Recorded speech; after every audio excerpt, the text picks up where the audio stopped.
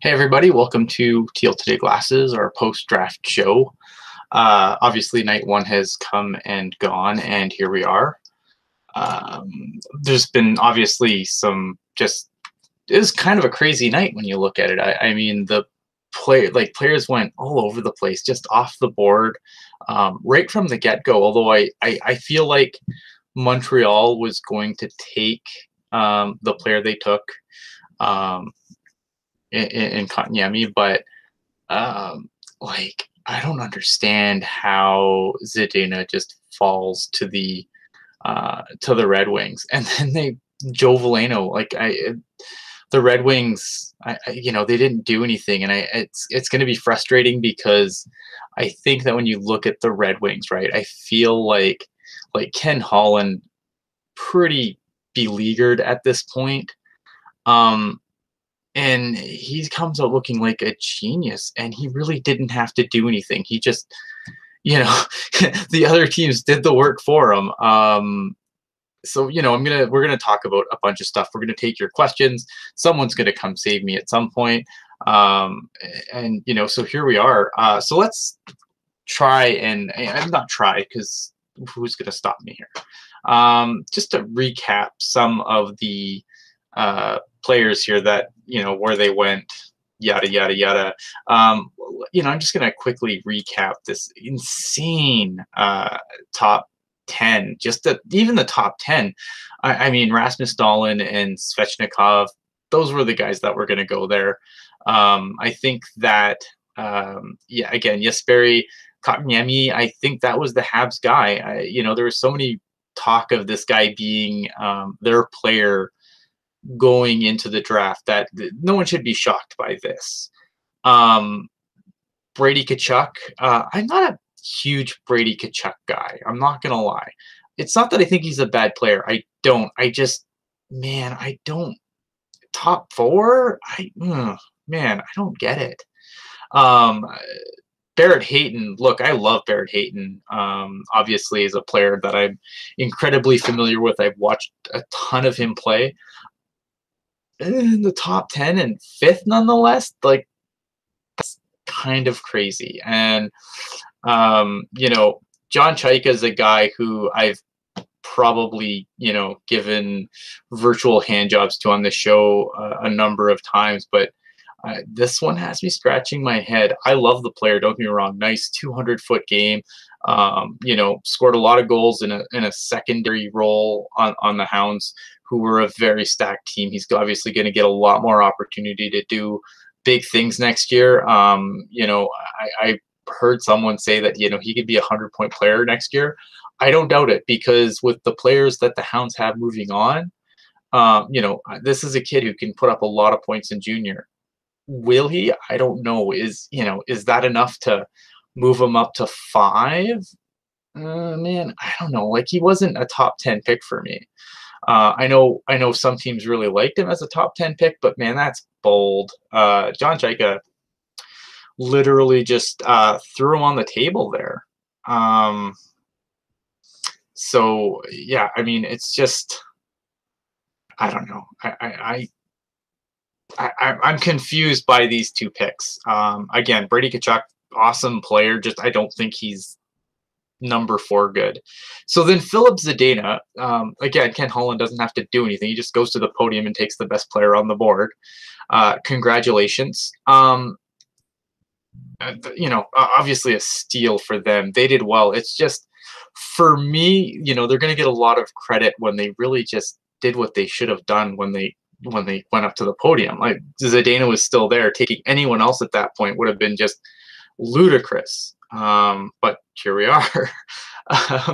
Quinn Hughes. I like Quinn Hughes. I was surprised how, not that they fell super far, but and then maybe this is biased because I've seen more of Evan Bouchard and more of Noah Dobson, but I think that if you look at those two players, Quinn Hughes is a really good player. Don't get me wrong. I might have taken Dobson there, but based on just basically what I think the Canucks need. Adam Boquist at number 8, again, not terrible. again, Evan Bouchard and Noah Dobson are still on the board. I would have taken either of them over Boquist.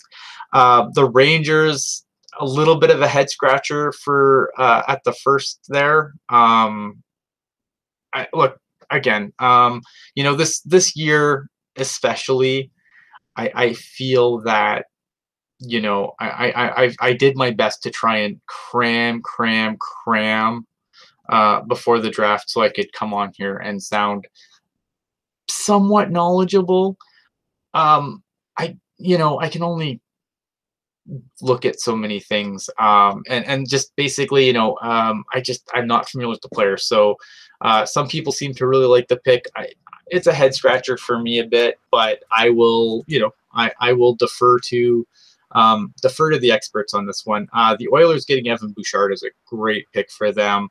I don't know how soon Bouchard is going to be an NHL player, but this is definitely something the Oilers needed and something that the Oilers would have passed on in years past, with the exception, obviously, of a player like Darnell Nurse. Joining me, saving me from myself, is the lovely and talented enigma that is Hockey Jerk. Hockey Jerk, what's up? Well, kind of battling through something you may or may not be able to tell, but no, you know what I looked out my window. I looked out my window. I saw the HJ in the sky, and I knew I needed to come. So I took as much Dayquil that the American Medical Association allows, and here we are. Yeah. Actually, my throat feels like sandpaper, so I'm right with you. This is probably going to be the most agonizing hour until we do it again tomorrow. But yeah, so I was just kind of recapping the top 10 here. We got to Evan Bouchard.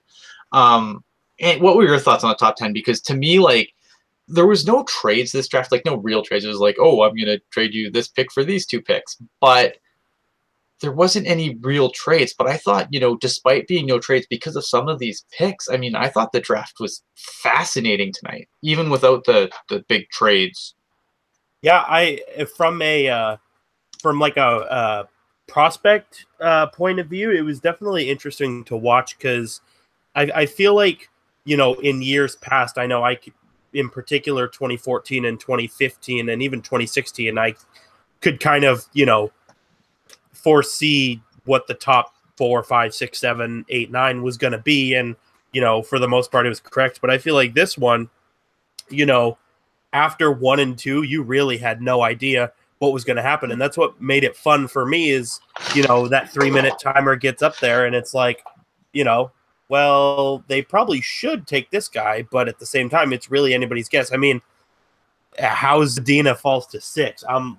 I don't know. Insanity. Like the Coyotes, like I was saying earlier, for John Chaika, a guy I've given, multiple audio hand jobs to. I don't understand. I just don't understand. I'm slowly falling off the Chaika train a little bit. Yeah, I mean, it's definitely a suspect pick, especially when you consider where they're at in terms of center. I mean, obviously, they've still got Derek Stepan, who, is not ancient by any stretch, and obviously picked up Alex Galchenyuk. Mm-hmm. Dylan Strome is an option. Christian Dvorak is an option.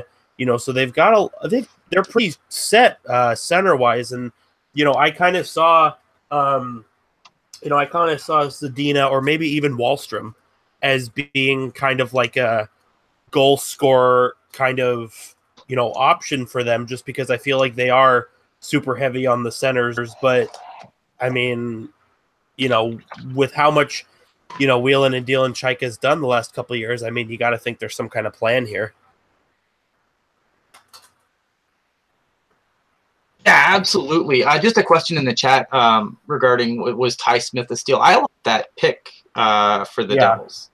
I don't think it was a terrible pick at all. It's really hard because, something that I said many times going into this draft was, there's so little separation between the guy that's going to go fifth and the guy that's going to go 60th, that when which makes this draft really hard to call, really, as far as like who steals and who didn't steal. But I like Ty Smith for the Devils for sure. I think it was a good pick for them. Obviously the big story of the night though is Joe Veleno falls to 30. I had Veleno as at worst a top 15 pick, at absolute worst.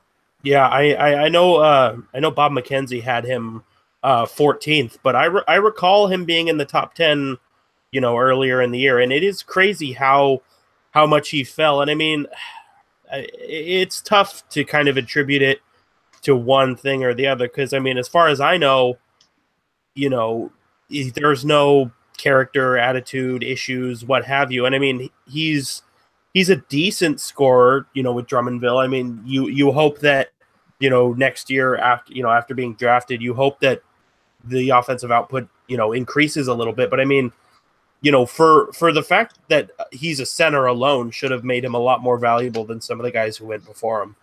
And I think the problem is too, is like, and I think that's where like the exceptional status is like kind of a thing, right? Like it can be very good for you. But it can also, it puts, I think, some unfair expectations. Like the reason I like Veleno is more of his, the numbers he's put up. Obviously, you'd like to see more from a guy, but man, he was on an awful Sea Dogs team. And I think that can't be overstated enough. I thought he really came on when he got some players to work with in Drummondville.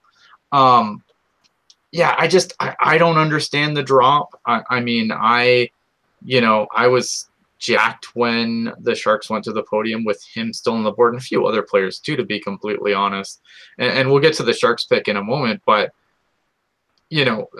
falling to 30, I did not see coming. And I think you really hit it on the head. This Joe Veleno is going to be this year's Alex DeBrincat. He's going to be the guy that falls out of, he didn't fall out of the first round, but close enough. And he's going to do things. Yeah. And I feel like we see this every year kind of, which surprises me. But I mean, obviously you've got different, managers, scouts, whoever, that all look at people differently. But I mean, we saw this with Alex DeBrincat. I remember, Jacob Chychrun was that same guy a couple years ago. And Jacob Chychrun, a pretty good defenseman, I would say, for how young he is. And I'm just like, at some point teams are gonna, catch on. And I mean, I'm sure that the Sharks have gotten a lot of heat about their pick of Ryan Merkley, but you know what? The skill is, everybody said it, the skill is there.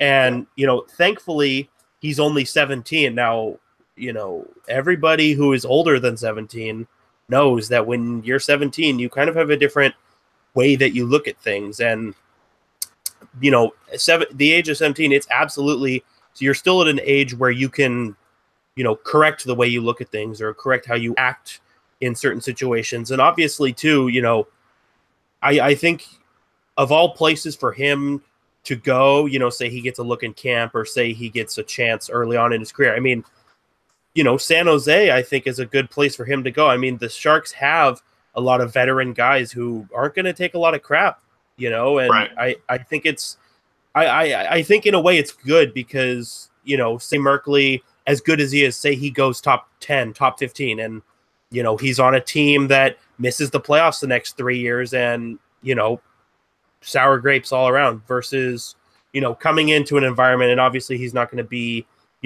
with the big club, I would say, for at least 2 years, but, that exposure and that ability to, rub shoulders with some quality veteran guys, I think it goes a long way to, becoming a professional. And I mean, we've seen that with we've seen that with Evander Kane. Evander Kane had a lot of issues throughout his career, obviously not helped by being on Winnipeg and, Atlanta and Buffalo. And, he's come into a place where there are, like I said, those veteran leaders. And from an outside perspective, it appears like, those issues that he's had are behind him. So you kind of hope, that can be, the same can be done for Merkley and just kind of prospects in general. I feel like, as a whole, you kind of have to remember, okay, these are kids. They're 17 or 18. Whatever problems they may have now, it's very possible and very likely that they'll go away in a year or 2 years or 3 years. And I'm very curious to know what the deal with Veleno is, Yeah, no, absolutely. I don't get it. Sticking with Merkley, because I mean that was obviously the Sharks pick, and I think that obviously should be a bigger focus of the show for sure. I wrote a little bit about Ryan Merkley in my draft primer article. I didn't see, like, I knew, like, Doug Wilson said he was gonna, he wanted to change a thing, but honestly I thought that was just lip service, because like if you hear the same thing so many times, like Doug Wilson gets a lot of credit for saying a lot of words but not really saying anything, and then having them interpreted differently, and it's like, oh well, Doug told us, when really he told us nothing. It just kind of leaves it vague enough that you're like, oh, maybe this is what's going on, as I scratch my beard, like this poor excuse for facial hair, rather call it a beard. Silly.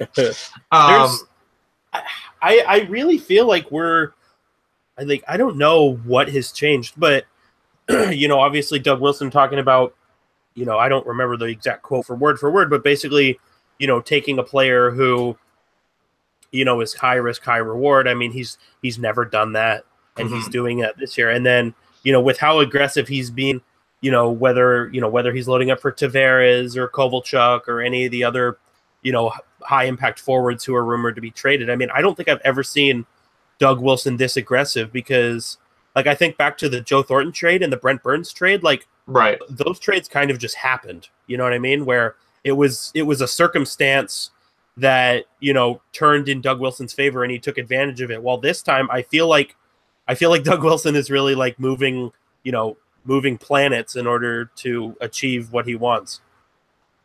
Yeah, and look, and this is an obvious need in the Sharks development system. They're a little light on the, obviously a little light on the defensive side of the puck. So this is definitely an area of need for them. But I mean, this guy, like, my take on, and I've wrote plenty, well, not plenty, but I've written a fair bit on Ryan Merkley, just from what I've seen. Like, this guy's this guy has the talent to be a top 10 pick. Which I think, a lot of people were really quick to bring up past, ghosts of defensemen past. And I feel there's a big difference with Ryan Merkley and a lot of these other picks. One, Ryan Merkley can skate. This is not a guy they picked up that they're going to have to teach how to skate. This guy can skate. Guy, offensively is amazing. I mean, this guy flies past this guy makes defenders look stupid, flies past forwards, gets in the offensive zone and makes defenders look absolutely stupid. Now, defensively, there's definitely some issues, but the issues with Merkley are not what you generally think of when you come up with character issue guys, right? This isn't a guy putting his hands or penis where it doesn't belong, or it's not wanted. This is not a guy who's, crashing his car drunkenly into a Tim Hortons. Like, all of this guy's character issues are at the rink.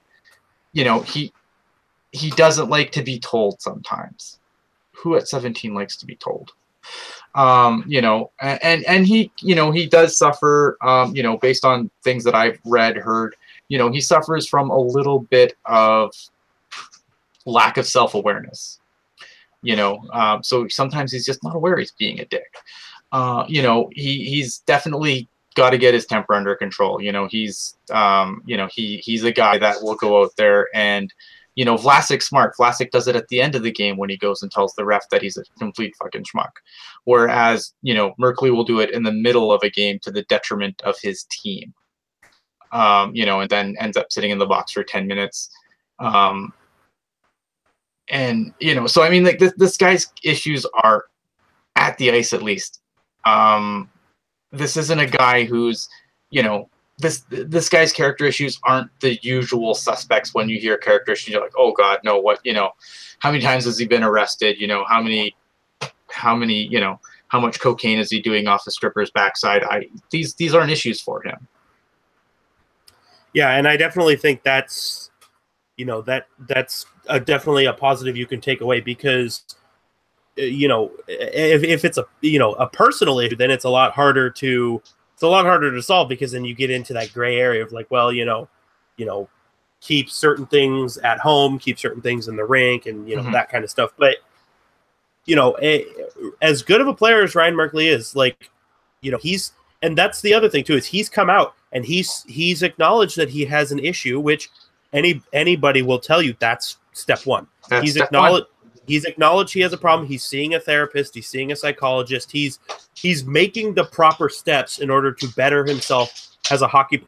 The fact that he knows he has things he needs to work on, if you're entering the draft, chances are you want to make it in the NHL. And I would say 99% of players who want to make the NHL are willing to do whatever it takes to be an attractive piece for their team. And you know what? Like I said, he's admitted he can be a dick at times, but he's figuring it out. And, all we can do is hope that by the time he's ready to jump in the NHL, those problems are behind him. And the other thing that concerns me about this pick is it's not even about him specifically. It's like, you think about, I just hate for him to work through all these character issues and be a really good piece for the Sharks, and then certain individuals within the fan base are going to cite those character issues anytime anything bad ever happens. I'm just nervous that no matter how much work he puts in, he's never going to shirk that reputation. I think here's the problem, right? Like, this guy, he's had such a huge spotlight on him, and that spotlight doesn't follow guys to San Jose. And I think that's a benefit for him. The fact that the farm team is also in San Jose it's such a great thing. So even, I think that this guy has the talent to jump, probably not end up being in the AHL very long, although his defensive game definitely needs some work. If he can show more commitment to the defensive side of the puck, this is a guy who could jump from junior to the NHL. Like, I think he is that good. The issue, but even if he doesn't, okay, he has to go to the Barracuda. Big deal. Like, again, the spotlight's not on him like it is in an area like Toronto, where he played before before he got drafted into the OHL first overall.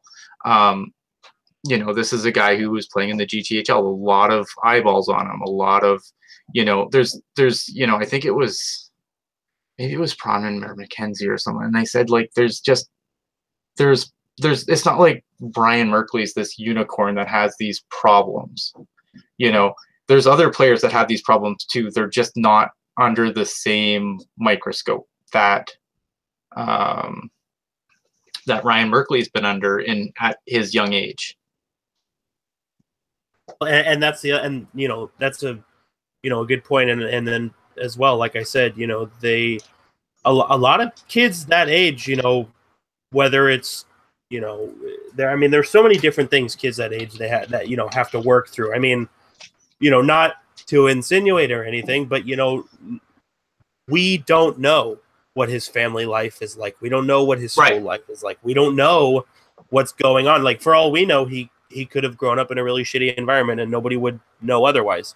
Mm-hmm. But like I said, and I believe it was Moracco in the chat Moracco saying, he's already said how much he wants to work on his defense. And, like I said, he's kind of like the perfect player where, he knows exactly what he needs to do, and he's not afraid to come out, and he's not afraid to admit that he has faults. And that's the kind of guy you want, because, if you're just acting like you're this perfect player, eventually it's going to blow up in your face.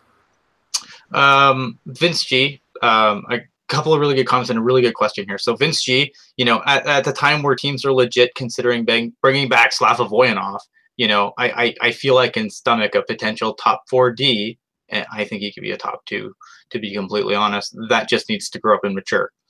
Word. AO12345. Will PDB even give him more shit since he's a youngster? Could that lead to more problems? Ryan Merkley is at least 2 years out. Is Peter DeBoer still even here in 2 years, 3 years?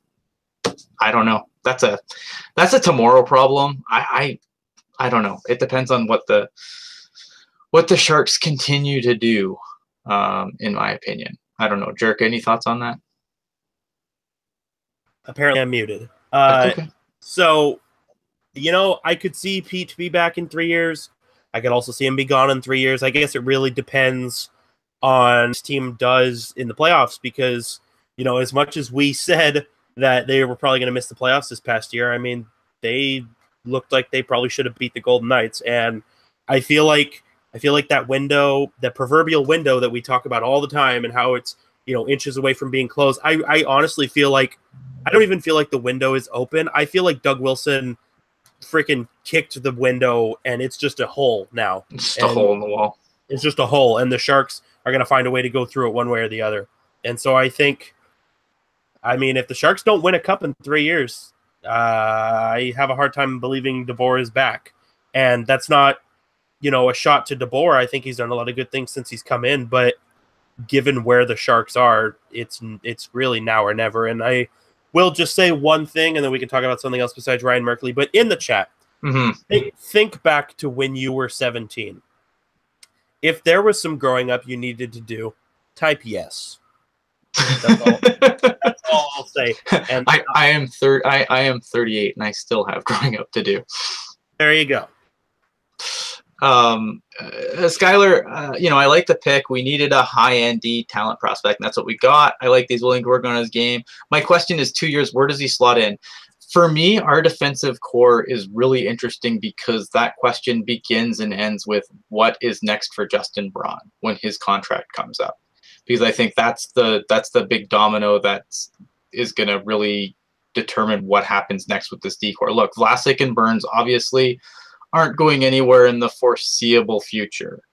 Brendan Dillon's still under contract, I think, for a few more years. No, Brendan Dillon expires the same summer that Braun does. Okay, so there you go. So Brendan Dillon and Justin Braun, I think, are your big question marks. I think Joachim Ryan's going to be here for the long haul. And then you're 6'7", who cares? Like I don't know if Dylan DeMello is still here, and I frankly don't care. Like it's not like Dylan DeMello is the big key. I mean, the key to the defensive core. Like I don't know if DeMello is going to improve on his game enough that he's going to be able to push himself up. I don't think so, but possible. So I think that's when the defense core is going to get really interesting. And depending on what they do this summer, what contracts they sign, look, the Sharks are going to have to put players. They're going to have to plug players in on the cheap. Going forward, especially once you have a Couture extension, depending on what they do in free agency or via trade. I mean, at some point, all this money is going to get tied up, and they're going to have to start plugging holes on the cheap because they've got a lot of money to a lot of guys. You think Logan Couture is going to make $6 million forever? I doubt it. I mean,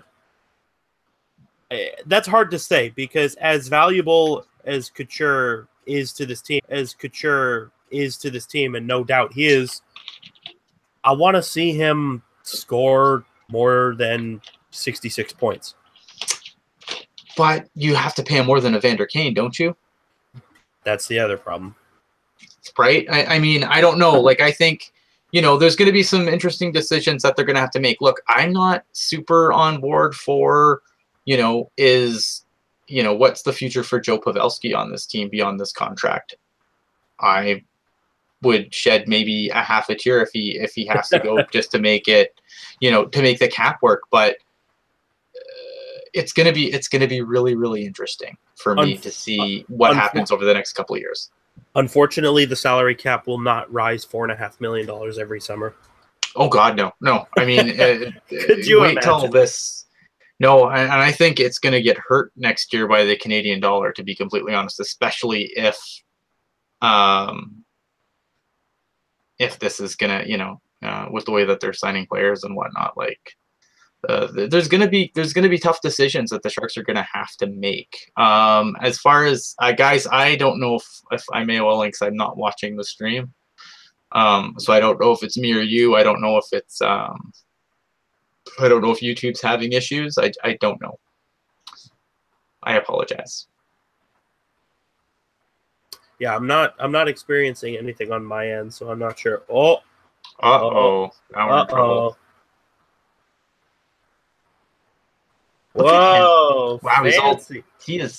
Did Kevin Lacey get drafted tonight? Yes, I am sorry that I am late. Okay. Here's my thing on Ryan Merkley, that I love the pick in the sense all the haters of the boomer bust pick. Like, there's no question about it. Those of us in America watched them completely rip apart Ryan Merkley's character on broadcast this evening. Like, you would not believe. I mean, Matt Barzal was a player. I'm trying to think of who else. There have been players every draft over the last several years who have always had that character flaw. Ho-Sang was one of them. And it seems like time and time again, that has not mattered at all. Mm-hmm. But the key is they're all forwards. This is a defenseman with attitude issues. He better step it up. Otherwise, this really is a bust pick. The comparison that a lot of people make is Anthony DeAngelo. There's another one, and Anthony DeAngelo has been traded twice now, and still isn't sticking regularly in the NHL. He's still really young and still has a lot of talent. I'm really curious. I don't hate the pick, even though I'm totally going into that tangent. I don't hate the pick. But for real, this is the boomer bust pick that everyone has been waiting on. So I'm really curious to see how it plays out. Yeah, when Doug Wilson, made his comment, like the player that came to my mind when Doug Wilson gave his interview, although, like I said earlier, I think Doug Wilson says a lot of vague things that can be interpreted many different ways, and I think that works for him. The thing that the one thing that I thought was, like, when he said they're going to take a risk, like, I thought they were going to go with a guy like maybe a little more raw, like a Keandre Miller. I was kind of leaning that way. I at no point thought that he was talking about Ryan Merkley. Yeah. I thought Miller, nice pick for the Rangers. I actually like that pick better than Kravtsov, who they drafted like 9th or whatever it was. So yeah, I thought it was very interesting, and right before the Sharks chose Merkley, Doug Wilson is walking to the podium, and Bob McKenzie on NBC, he said, this is going to be an interesting pick. Buckle up. And I'm like, okay, so we're not taking Veleno here. And right. Sure enough, it was Merkley. It's fascinating. The thing I was just going nuts over is you've got Veleno and Wild, who are my 10th and 11th ranked players in the draft. And I'm looking at the Sharks at 21, like, oh my goodness, we have to choose between one of these guys. And then it ended up being Merkley. So it was like, okay, well, I mean, Ian, you definitely said you wouldn't mind the pick. I know on the last several broadcasts that we had. Yep. So, but I was still floored by it because I thought, I would take the player. This is the antithesis of a Sharks pick. Like, I was floored when they announced the name, because I was like, yeah, this guy, but the Sharks don't draft this guy. Yeah, if anything, the Sharks would have taken Isaac Lundestrom, who went like a couple picks later, who is a player I love, but definitely the safe player in this draft. So, yeah, I mean, as far as we won't know what Ryan Merkley is for another couple of years. Like, when he starts, when he gets into he's a young player in this draft too. So, he could sit junior for the next 3 years easily. I'm not saying that's what he's going to do, but talk to me again in 2 years and we'll see what Ryan Merkley is, because I think that's going to be the time that it's going to take for us to figure out what he is, if he can start working through some of these maturity issues. The skill's there again. The skill is absolutely there. Definitely. So it's between the ears for him. This is not, like I said, this is not your Sharks typical. I know again a lot of people bring up the ghosts of defensemen past. Ryan Merkley is more talented than Mirko Mueller ever was. He's not looking for the next Zdeno Chara and Taylor Doherty. He's not Nick Petrecki, who I still to this day don't think was a terrible pick. I still can't actually figure out how Nick Petrecki did not become an NHL defenseman, to be honest. The other guys, because he was drafted in the Couture. Him and Couture were taken in the same draft, correct? Yeah. Well, that was the lottery draft after the lockout, and the game changed. And a guy like Petrecki couldn't water ski anymore. He couldn't clutch and grab and maul people anymore, and he couldn't adjust his game. Yeah. That's my opinion on what went wrong with Nick Petrecki. 2 years ago, that would have been an excellent pick, probably. He would have come in and 3 years prior, he would have come in and probably done enough to, have to go, go out the way, same way like guys like Mike Rafty did. Yeah. Yeah. Who just couldn't change their game. So I have a question for you guys. Because we did talk, Merkley was in that of players we were talking about. We said the Sharks needed a defenseman. They drafted a defenseman. We said Ryan Merkley would be in the range, and he was picked. I would have taken Rasmus Sandin over him. I had him ranked a couple spots higher, and I know you liked Rasmus Sandin. I do. But would you have preferred Sandin over Merkley? I think... I don't know. I really don't know, because here's the thing with Sandin was more of a Sharks pick, whereas Ryan Merkley was never seriously on my board because he's just not a Sharks pick, right? So never. I really like the Merkley pick. The thing that's gonna keep me up at night is passing on Joe Veleno. Yeah. I was gonna say I know all about being kept up late at night about draft picks. Oh man, Joe Veleno. I can't believe he fell to third. So part of the reason why I was coming on, I started watching the draft about an hour 45 after it started. For one, okay, why is it that all of the Eastern time zone lottery places, hosts of the lottery, those start at 5 Pacific, but in Texas we're gonna start at 4:30. Okay, thanks for screwing me over there. But. Part of the reason why it took me a while to get on was because I'm sitting there going, okay, I kind of... And like you said, Bodie Wild's still on the board. There's lots of other guys still on the view. Bodie Wild, for me, he needs polish on defense. I think the reason why the Sharks wouldn't take a guy like Wild is because he kind of has a pedigree of Brent Burns a little bit. Not as tall as Brent Burns, but a converted forward to defense, right-handed shot, great shot, very offensive oriented, still learning the defensive game, and there are some similarities there. But to me, with Merkley's attitude questions, again, just for me, I'm looking at it. I hate the whole size thing, but for me, it was I take Wild over Merkley for the fact that overall, I gotta think. But then again, I thought he was gonna go top 15, and this is a guy who was projected a year ago to be between 5th and 8th overall, and he's not even a first-round pick. So, I kind of, it's going to be interesting because tomorrow's going to be interesting, and I know that a lot of people are asking, is based on the players left on the board, is Doug Wilson going to try and get into the second round? I don't know, because when they drafted Jeremy Waugh, they had the second-round pick to move up. They had the picks to move up. They're not drafting till the 4th. So unless they're sending a player the other way, I don't see how Doug Wilson is going to find himself a second-round pick. Yeah, it would take a second and a third and maybe even another late pick to move up. Yeah, because I just think with the players on the board still, there's going to be a lot of people that are going to be really trying to move up, and they're just going to have better pieces. So unless Doug Wilson's going to subtract further from the roster, and at this point, I don't know who you subtract. Unless you You think Jonas Donskoy gets you a second though? Pierre Dorion might have something to say about it. That's true. There's always Ottawa. To say really quick before I forget, Kevin, I'm never going to let the Sharks passing on Matt Barzal go. I'm never letting it go. So no, you shouldn't. I'm going to let go of the Arvidsson. You're stuck with it forever. Yeah. But I mean, it's tough. I don't really see.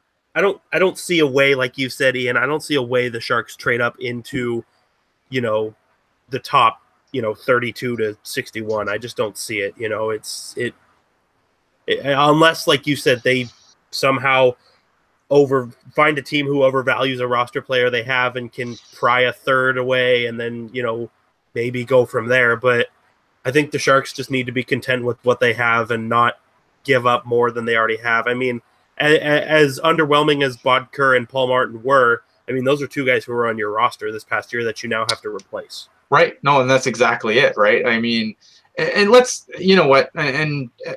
let's go.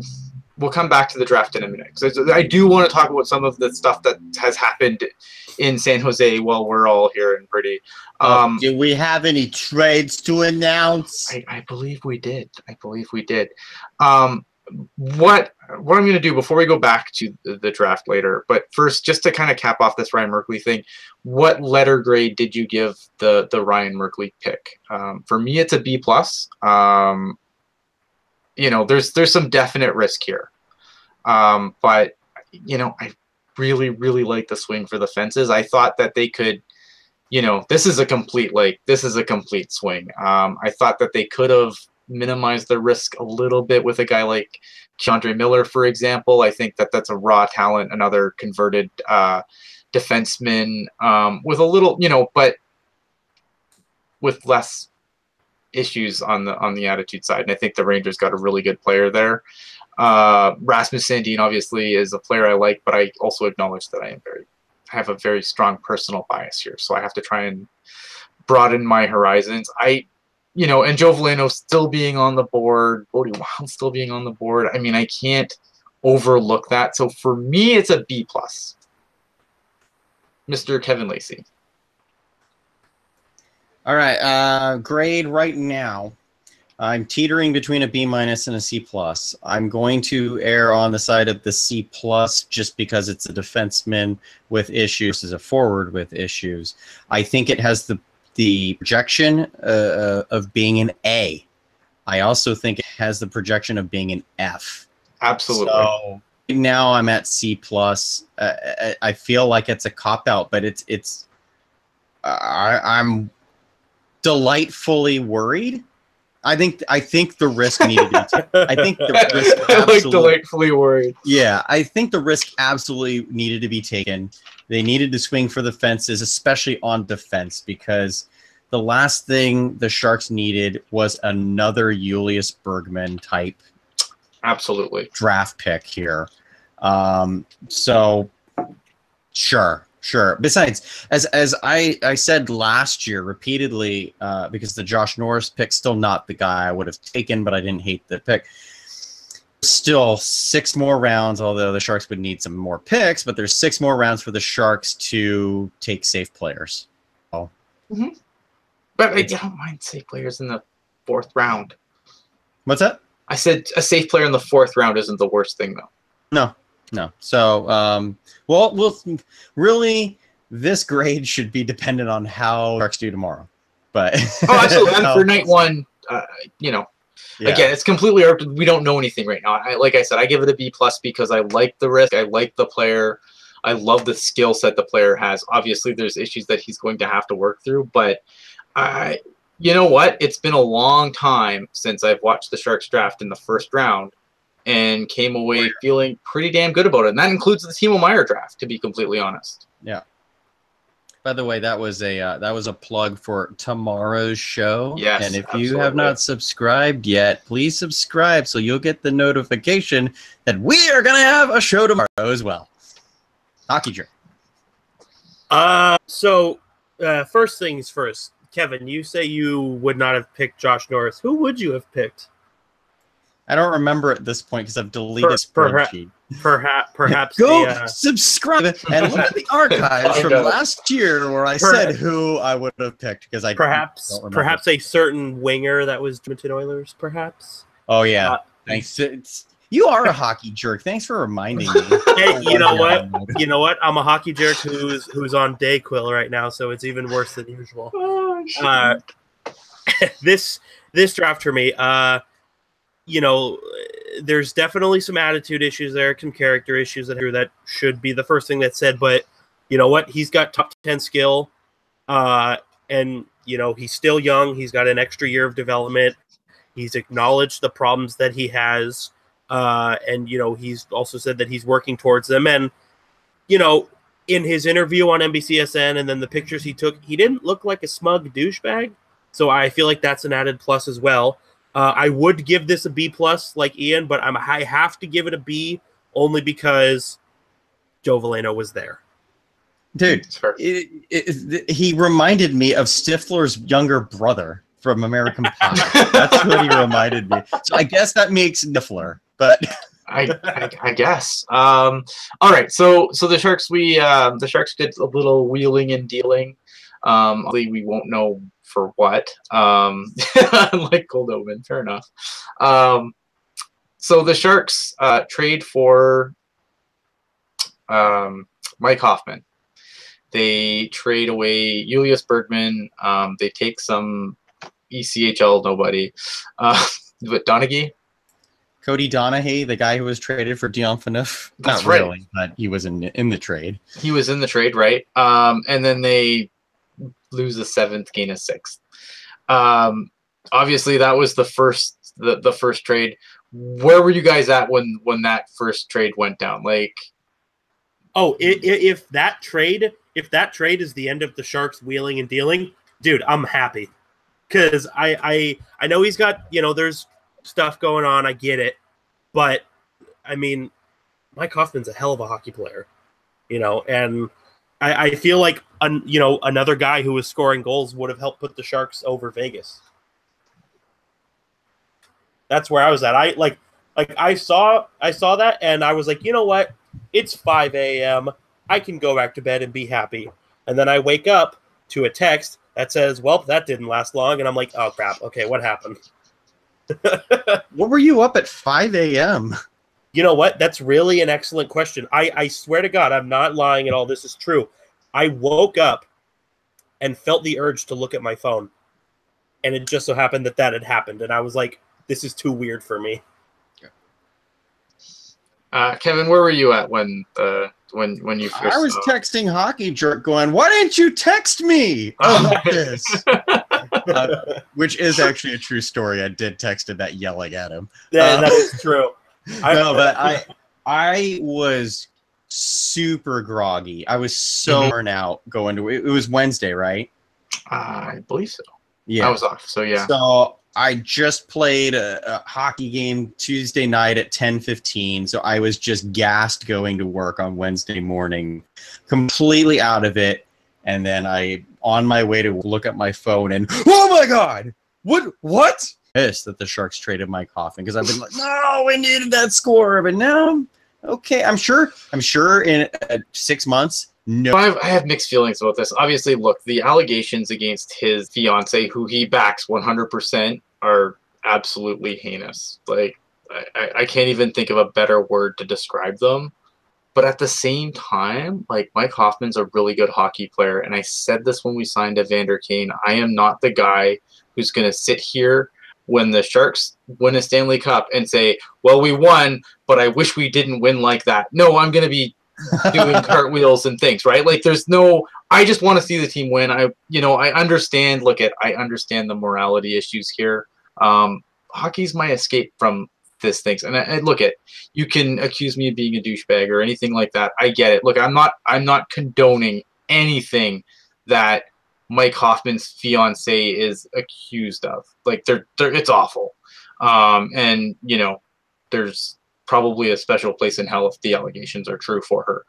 That being said, a bird in the hand is worth two in the bush, and you had a scorer under your control that was definitely an upgrade on the team. Now I understand that the Sharks never intended to keep him, and obviously offloading Bodker in the next trade, like there's, or offloading Bodker in the initial trade. I know what the Sharks are obviously planning to do. That being said, there's obviously everyone's going to be like, oh, well, the Sharks are all in on Tavares. And I think that they are. I think that, the Sharks are definitely keeping all this cap space for something. They have like $18 million in cap space. Obviously, they're keeping it for something. But, the Sharks could also strike out. And I'm concerned that when the dust settles and if the Sharks strike out and they're just sitting on all this cap space, are we going to look back and say, Mike Hoffman's fiance is a douche, but wouldn't we rather have the player now? Like, that's my concern. And that's clearly from a complete hockey perspective. I understand, I was big on giving Evander Kane a chance. I'm a give you a chance person.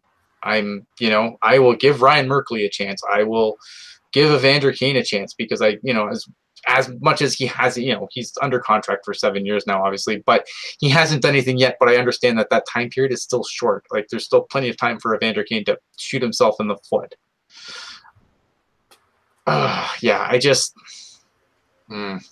don't know.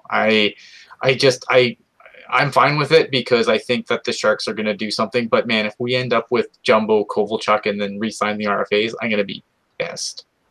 Absolutely pissed. And we haven't gotten through tomorrow yet either. Because as we all know, Doug Wilson every year pulls deals like this right before the draft where we're like, wow, good job, Doug. And then he squanders all the picks we've acquired on guys like Marcus Kruger, who I wouldn't be surprised if we end up with tomorrow, trading everything we got from Florida. Don't say that. I don't want Marcus Kruger. Don't say that. I'm not bitter, but I mean, I'm looking at the history, and that's what Doug does on day 2 every year. You're right. I mean, it's what's going to happen is we're going to trade a 2018 fourth and a 2020 fifth or a 2019 third, and then that third is going to go and get, our fourth line center, like you alluded to, Marcus Kruger. But, I mean, like I said earlier, I don't know if you were on yet, Kevin, but, Doug Wilson just needs to be content with what he has and draft and have that be the end of it. Who said this? AJ talked about spending cap on certain players, and we've said it probably last 3 or 4 shows, but I mean, and maybe I'm in the minority here, but I don't see Chris Tierney on this team next year. I really think the Sharks. I don't either. I really think the Sharks should capitalize on his value being at high and try and move him. Anything over $2 million for Chris Tierney's complete batshit crazy. And if the Sharks really are going for Ilya Kovalchuk, you've got, John Tavares. You've got John Tavares, Logan Couture, and how are you not trying a Gambrell or a Suomela or a Rourke Chartier in that 4 hole? You know what I mean? Mm-hmm.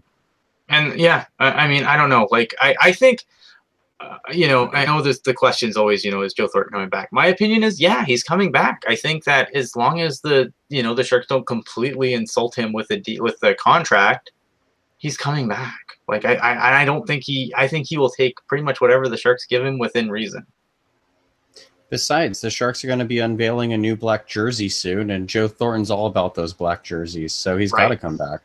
Thomas Hertl, Hertl's going to be the interesting one because he has arbitration rights, which is brutal coming off the season that he did for the Sharks. So the Sharks might have to go a little bit higher than they want to with Hertl, but I'm still on keeping Hertl because I think that he's an important piece of that offensive machine. The guy can take Couture's faceoffs, and that line, I love that combination with him and Couture. So I don't know. Well, and that's the thing too, is like you said, I think at this point, considering how well Hertl played in the playoffs and the fact that he is taking Logan Couture, I think at this point you've got to give him what he wants. You know what I mean? And within reason. I mean, it depends on what you do, right? Like it depends on what John Tavares says tomorrow. Is he having an ESPN special or a CBC special? I guess because ESPN doesn't care about hockey. Go ahead. Well, I mean, like I said, I just think you've got to, within reason. I think you got to give Tomas Hertl what he wants. You know, especially with all the concerns that have been surrounding him. You know, he can't play without Joe Thornton. He can't stay healthy. Right. Oh, I think he finally proved this year he can play without Thornton. Well, and that's what I'm saying is like the two biggest criticisms of him, he's totally, you know, thrown away. He had his best statistical season, you know, playing in air quotes center with Logan Couture, and you know, he was healthy the whole year. So he's a new man. And that's the other key too. He's a new man, because I feel like when he was first on the team, you know, he still had that little kid kind of vibe to him. And even though he was a bigger, you know, body, I still think he had a lot of growing to do, and he had to kind of get used to what he was working with and what he had in terms of his physique, if that makes sense. Yeah. Yeah. You mentioned the ESPN special of the signing and all that garbage or whatever. I am now at the point where I'm starting to believe John Tavares might actually leave the island, because I've been saying from the beginning, he's not going anywhere. It's a pipe dream, blah, blah, blah. But the fact that during the draft today, they said John Tavares is prepared to have like representatives from 5 teams come and meet his agent. Right. That doesn't say a whole lot to me about he's coming back to the New York Islanders next year. Like he's seriously entertaining other teams. Then if that's true, I mean, he's already making preparations. I think he is gone.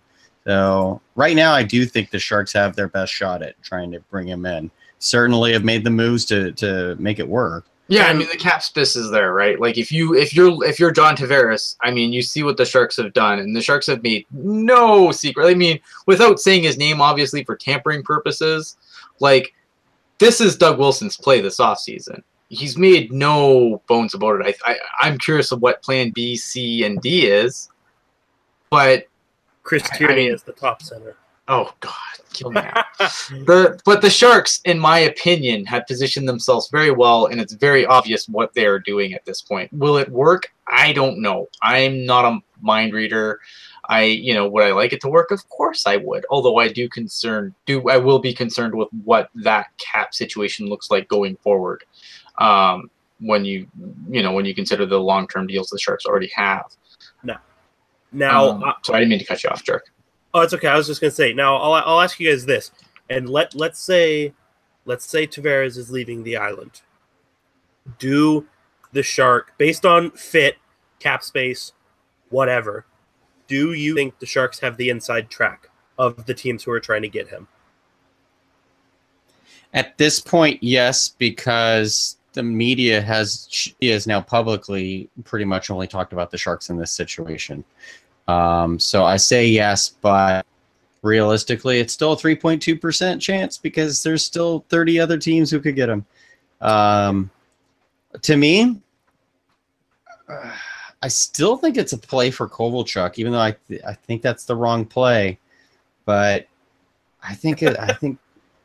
I hope it's not a play for Rick Nash. Otherwise, geez, like how much pull does Jumbo have? Oh, I'll take a $2 million salary this year if you bring in Rick Nash. Oh my God, get over it.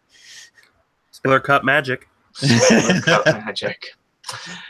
Right, like the Sharks are positioned to get Tavares, but I think there's some other teams that are definitely in the mix. Do I think the Sharks are not on favorite? He has to tell me he's leaving the island, like officially leaving the Islanders first, or whatever decision he makes. Like he's, I'd be curious to see if the Islanders trade his rights somewhere and try and get something. I don't think that's Lamoriello's play. I don't think it is either, but Garth Snow would have done it in a heartbeat. June 27th, June 27th is the day they can start talking, right? I believe 5 days before July 1st, so whatever, 5 days before July 1st. Something like that. Yeah. But Garth Snow would have done it. He did it with Dan Boyle. And we all remember how many games Dan Boyle played with the Islanders. No. Oh, Nabokov too. Oh no, he signed Nabokov though. He told his contract. Amazing. Yeah, look at so I don't know, like, John Tavares. I'm trying to keep an even keel. Like, I kind of entered tonight. I have optimism, but I've also braced myself for some disappointment as well. And I feel like until he's throwing on that sweater, I can't get in the mindset that he's coming here. Because I can't deal with that disappointment. I can't deal with what comes next. If Tavares decides to go to a city like Boston, or heaven forbid goes to Vegas.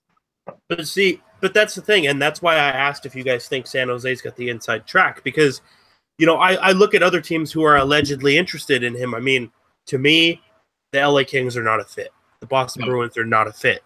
The Toronto Maple Leafs are not a fit. All these other teams who are vying for his services, I don't see as being a fit. Now, there are Vegas, though, man. Vegas, they've got the space.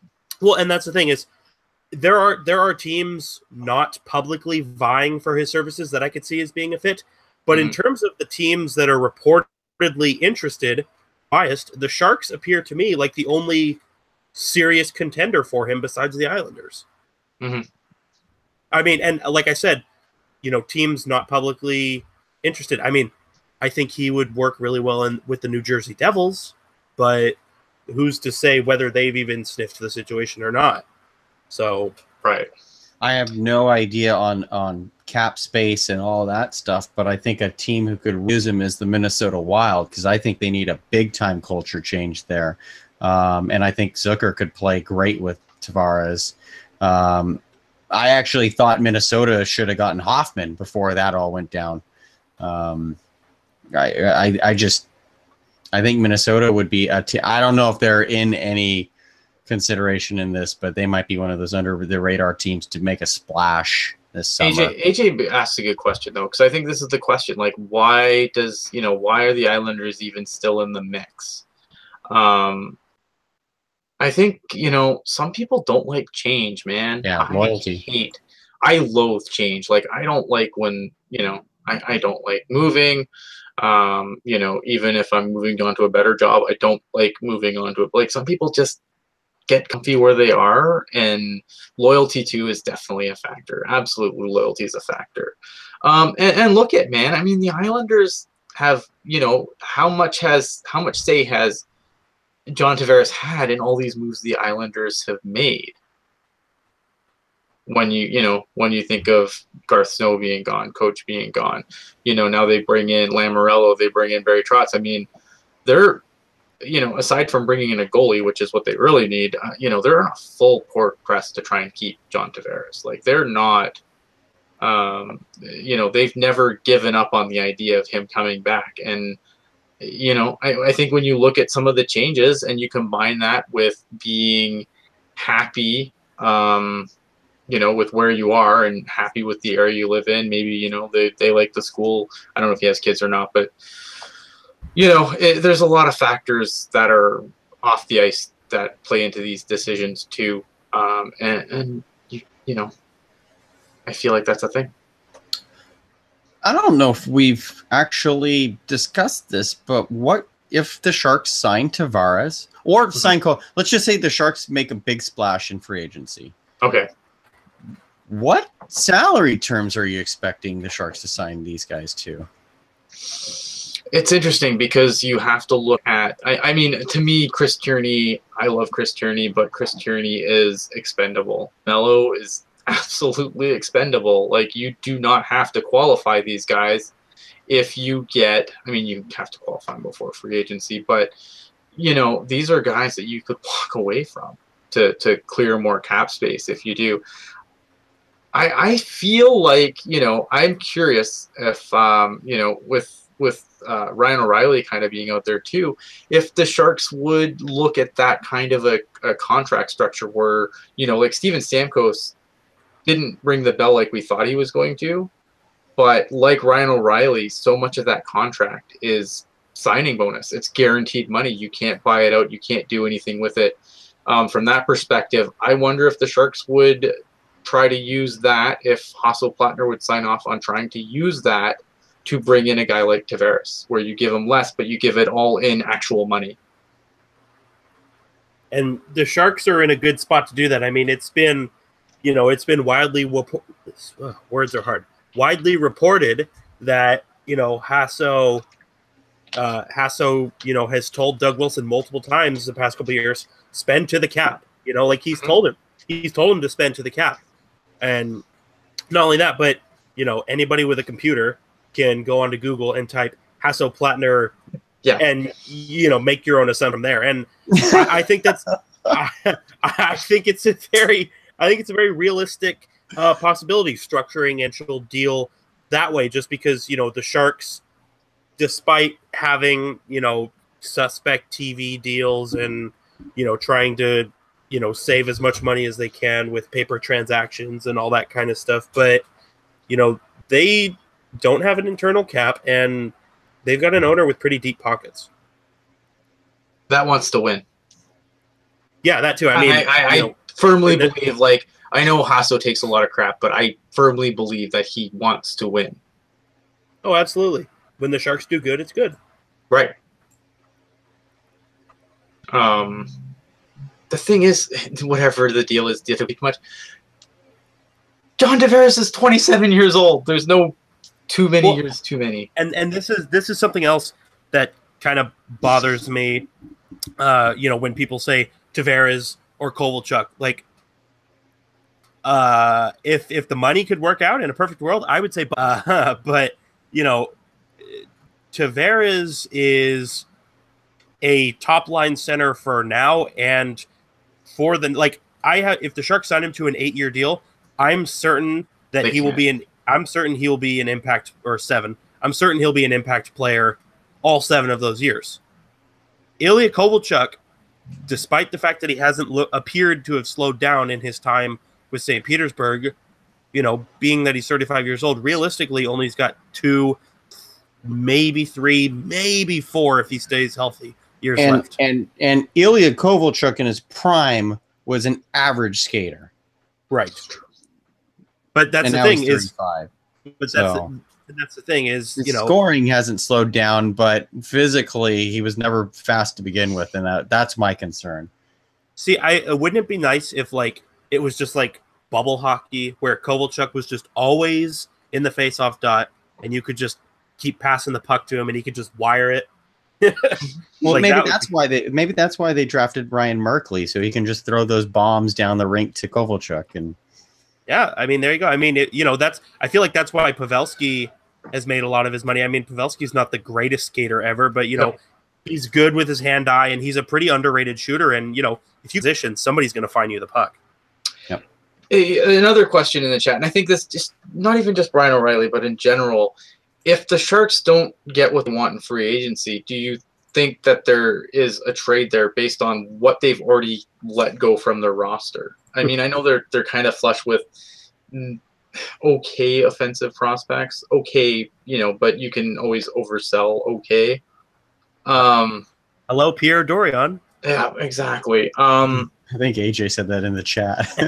Do you see like a guy like Ryan O'Reilly being in the mix? Like, how interested would you be in a Ryan O'Reilly at this point?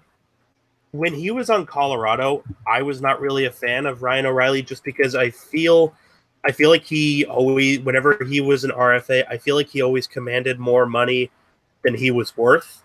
But you know what? His 3 seasons in Buffalo, aside from guys named Jack Eichel, he's probably been their best player. And he's put up 60 points on the regular. So I wouldn't hate a guy like Ryan O'Reilly, especially when you consider how disciplined he is. I mean, he's a guy you want out there 5v5, power play, even strength. And, this past year, he took 1 minor penalty all year. Like, that's the kind of guy you want on your team.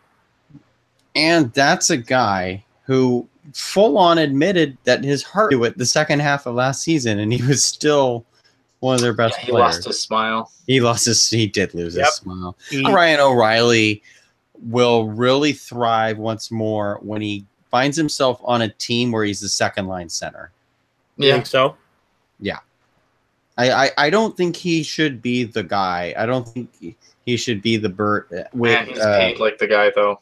He does get paid like the guy. But that was the Calgary offer sheet. That was Terry Pula being like, here, I'm going to spend all the money. But it started with that Calgary offer sheet setting the bar high, and it only got higher with Pegula. Well, yeah, I mean, summer Terry Pegula came out and said, "Here, Christian Ehrhoff, you can have $10 million next season." By the way, Terry Pegula's wife introduced. I don't know who she introduced, but she introduced. Oh, she introduced Jason Botterill. But I thought that was kind of a cool little touch. I've never seen that. Well, she's she's now the co-president, right, of the team. Yeah. Oh, good for her. So, and this is, it's tough to look at like I remember, looking at contracts 5 years ago and thinking, oh, you gave him more than $10. What the hell are you doing? But I feel like with where the league is at now and how much you need scoring, and considering how much the salary cap has gone up, right? I don't think a $7.5 million player who scores 55, 60 points, I don't think that's a bad thing, honestly. No, for sure. All right, so we're running long. We always run long, and we're not running long. This is normal for us. But I do want to kind of back to the first night of the draft. We're gonna be back on tomorrow. We're gonna talk about tomorrow's picks. I'll be a little late catching up on tomorrow's picks a little bit because I do work, but we will come on tomorrow night and we're gonna discuss the picks. We'll probably branch off into more of this wonderful kind of stuff. Just night one, who's your winners and losers for night one, just across the board. How do you think the division did? I'll start with you, Kevin.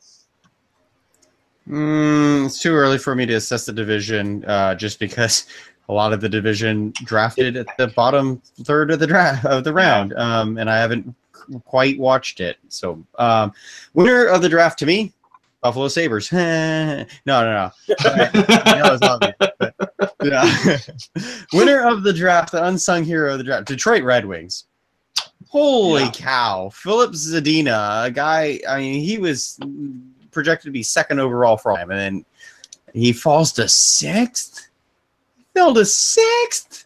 Oh, man. I mean, I was getting concerned that Chicago was going to freaking somehow pull this off yet again, like they did with DeBrincat and a million other guys. But man, he fell to sixth, and then Volino fell to 30th, and Detroit got both guys. Those are two of my top 10 guys at 6 and 30. So Detroit's my winner. I didn't really like the Rangers picks, at least in their order. I thought they did okay. The Islanders, I think, surprised themselves. Oliver Wahlstrom, you could tell they didn't expect him to even be there because they didn't have a nameplate for his jersey. So right. I think Evan Dobson's a little overrated. I think he's kind of clunky. Oh, he's great. What's that? I said he's great, but he's great. Okay, I haven't seen enough of him, but what I saw, I didn't like. So I was like, eh. But interesting. Just a fun round one. I like that it was unpredictable. So, Jerk, go ahead. So winners for me, obviously Detroit Red Wings. I mean, Philip Zadina and Joe Veleno both fall into their lap, and they take them. So. Win right there. We'll take Michael Rasmussen. Wow, okay. Yeah, right. We'll take Josh Norris. And then obviously, I don't even know if you can say winners, but I think they just were smart. Obviously, Vancouver taking advantage of Quinn Hughes falling in their lap and scooping him up as well. Love Quinn Hughes. Same thing. Honestly, the Sharks. I mean, we've talked about Ryan Merkley's issues, but I think the upside is there, and I think he could really be something special. I thought the Devils definitely got a good one in Ty Smith. The Islanders, getting Wahlstrom. I think Wahlstrom is the best goal scorer in this draft, and they were able to pry him away. And then they had another pick as well, did they not? Right after Dobson. Dobson, who. Another really defenseman. I mean, hard to say who the best defenseman is outside of Dahlin, but I mean, Dobson is not a bad one to have, but losers, I mean, Calgary, considering they don't pick until the 4th round. But, Dougie Hamilton will fix that tomorrow when he gets traded, though. Yeah, right. Honestly, I'm not impressed with the Ottawa Senators. Like, you know, this was supposed to be, you know, they committed to giving up their 1st-round pick next year. So you think they're going to, and, you know, not that Brady Tkachuk is bad, but, I mean, Zadina was there. Hughes was there. Evan Bouchard was there. Wallstrom was there. And then second 1st-round pick, I mean, they take Bernard Docker when, you know, Sandin was there. Velena was there. Alexeyev was there. I mean, Ottawa, I think, really screwed the pooch on this one. I want to piggyback that real quick. Brady Tkachuk, I really like him a lot. But didn't they draft Logan Brown a couple years ago for the same reasons? So bingo. I mean, Zadina is a player that they don't really have except for Mark Stone. Like, they already have a Brady Tkachuk on their roster. And you know what? I like that you compared Brady Tkachuk to Logan Brown, because when you look at it, both of those guys are guys who played center but probably should play wing. Yeah. If you think about it.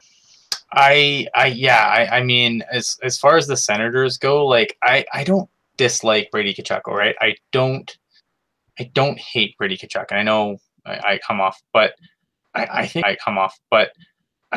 his brother's a better hockey player. Yep. And so I don't know how Brady Tkachuk goes. I just don't like Brady Tkachuk where he went. I think that the Senators, you know, it just wasn't. I don't think it was a great pick for them. And then like you said later in the draft, like, Senators, absolute losers in this draft. I want to call Montreal losers, but they took the player they wanted. And that's a ballsy move for a guy in Bergevin who is just getting all kinds of heat. And I just wonder how much rope he has left with Geoff Molson, because this is a team that is, like the Senators, kind of spiraling out of control a little bit here. Not on the level of the Senators. I mean, the Senators are a complete dumpster fire. You know, I don't think Carlson's going to be there forever. I don't think Carlson's going to be there through the summer, to be completely honest. I'll be surprised if Carlson's there tomorrow. Yeah, you know, that might make it to June 3rd, but that's about it. July 3rd, yeah. July 3rd. I think some teams are, again, I'm terrified of Vegas getting Erik Karlsson. Terrified. Yeah. So Erik Karlsson, I don't like what's going on in Ottawa, and I don't think they did themselves any favors tonight. Now, again, the draft is, can be a fool's errand, and some things are going to be really good. I liked the Islanders. I mean, yeah, again, they didn't overthink it. They just took the players that were there. But Barzal to Wallstrom is going to be a thing that's going to scare the hell out of everyone. Thank God they're in the East. I didn't like Chicago's draft. You didn't? No, I was not a fan of the Blackhawks draft at all. I like Boqvist, but again, better players on the board. Yeah, exactly. And Chicago sticks with the Swedish defenseman mantra. Like, that hasn't really been working. I mean, Hjalmarsson was a nice find all those years ago, but like Eric Gustafsson hasn't really worked out. Kalle Dahlstrom hasn't really worked out. There've been other guys I can't think of, but just nah. Like even Bodin, like last year too. Bodin pick either. Bodin, yeah. Like, I don't know. I don't think it was a great draft for them. I'd be curious to read what they think. I think the Rangers did all right. I really like Keandre Miller. When I was doing my research for my article, the night before the draft. No, but I mean, when I was looking at the draft and looking at the players on the board, I really liked Keandre Miller based on what I read, based on the fact that a lot of people had him going to the Sharks in their mocks. So I think the Rangers did okay. I don't love their first round pick, but I think they did some work later in the round. Yeah, I think they got their picks backwards. Yeah, it's a case where it doesn't really matter because you got you know, like I think overall when you look at what they got, they did really well. Yeah. I really liked St. Louis's draft so far, even though they only had the one pick. I thought Bach was a great. I think like Bach's Bach. going to be a great fit for them. Yep. But yeah, my losers. I mean, Ottawa. Yeah, you know, I don't like what Ottawa's doing. Montreal, it's ballsy. I kind of respect it for the ballsiness, but you know, again. I don't know if they just couldn't trade back or if they're worried that they were gonna. It seems to me like that's a situation where you trade back. What did you guys think dumb. of Barrett Hayton going 5th overall to Arizona? That's insanity. I love Barrett Hayton, but it's insanity. I don't have him in my top 15. I had him in my top 15, but outside of the. Yeah. Well, and Ian and I talked about that too. Like, you know, you think about where the Coyotes are, you know, with their depth already, Stepan, Galchenyuk, Strome, Christian Dvorak. I mean, a guy like Wahlstrom would have been perfect there, or even Zadina. I mean, as many forward prospects as they have, you know, if you can get a high-profile goal scorer like one of those two, you're already in a better spot. Or who's to say they don't go after, you know, a Bouchard or a Dalton? Right. You know what I mean? Mm-hmm. It's very curious. It's a curious pick. I mean, you know what? I like the kid. I think the kid did really well. Again, you know, I think he did really well in a secondary role. I think now that he's going to get a chance to be the guy, you know, it's going to be interesting to see what kind of numbers he puts up next season. Okay. Because I mean, he was a secondary guy, right? I mean, when you have guys like Frost and I can't even name my own players. You know, I'm tired. It's late. You have Morgan Frost, and you have the Russian kid that I can't remember his name for the life of me right now. The Russian Radish. He's not even Russian. He's Canadian. Well, he's Russian Canadian. Like his Radishov. Yeah. He. You know, when you have guys like that, you have Connor Timmins on your blue line. I mean, that team was stacked. But for, you know, he's going to get an opportunity next year to really do some to get some, you know, to get some real opportunities to step up in the absence of some of these guys. So, you know, it's going to be interesting to see. I'm not sure why.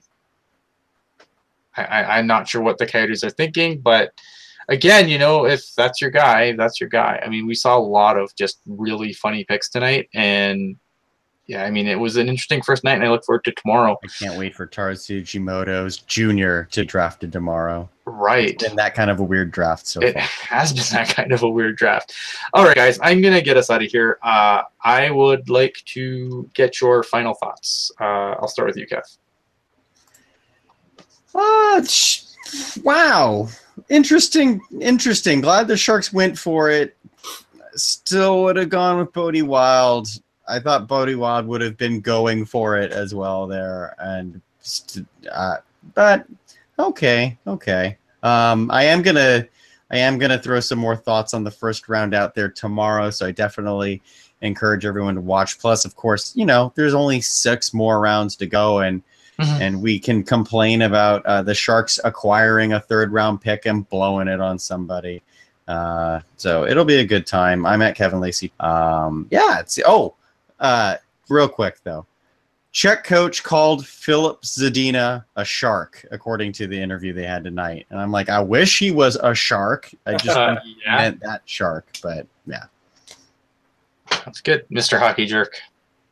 All right, well, personally, the draft is my favorite day of the NHL season, and in terms of why it's my favorite, I think it underwhelmed, but in terms of how interesting and exciting it was to watch, I think it was totally satisfactory. I mean, like Kevin said, every pick outside of 1 and 2 were totally unpredictable, and it made it fun to watch. And, you know, if you were watching some buddies or whatever, you know, to kind of say, oh, I think they're taking this guy. And, you know, kind of sucks the Sharks didn't take Joe Veleno. But, again, Ryan Merkley, I think, is a pick that's just as good for what they're looking for.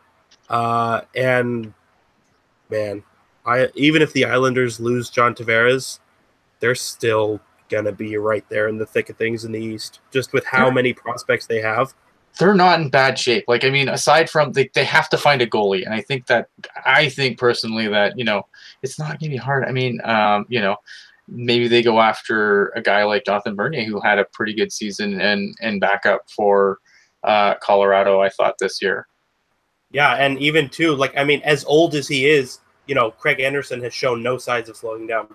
I mean, he had a terrible last season, but I mean, that whole team was such a dumpster fire. Like, yeah, exactly. I don't know. All right, my final thoughts are: first, join us tomorrow night. I believe I scheduled it for 7 Pacific, and as long as that's good with these gentlemen here, we will be here, and it'll be awesome.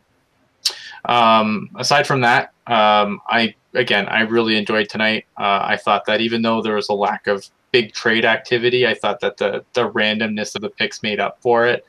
And I like what the Sharks did, and it's been a long time since I could say that after a first-round pick. And that's not a bad thing.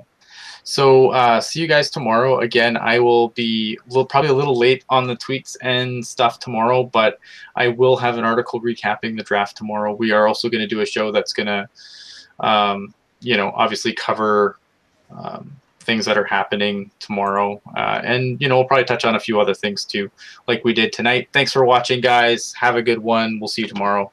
Ciao.